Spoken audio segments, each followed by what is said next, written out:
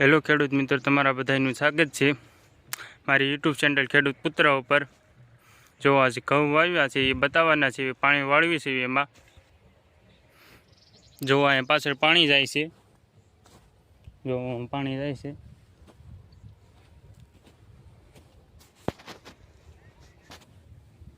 જો આ 2-3 કેરા પાઈ દીધા છે અને આ કેરા પાણી જાય છે।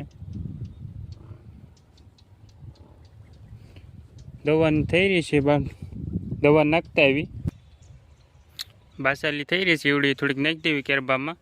જો એટલે પાણી ભરી લેવું।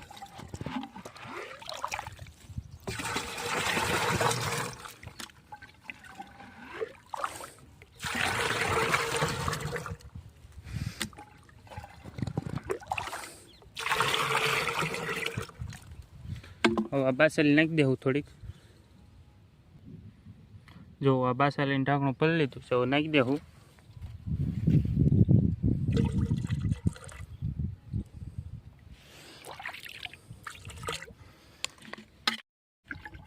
હવે આખો કેરબો ભરી નાખશું પાછું પાણીનું।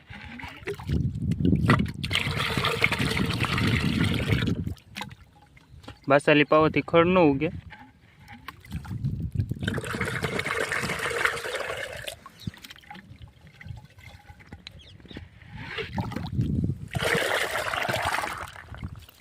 જો આખો કેરબો ભરાઈ ગયો છે।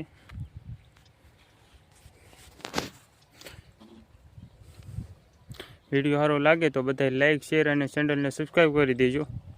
ફરી મળીશું નવા વિડીયોમાં।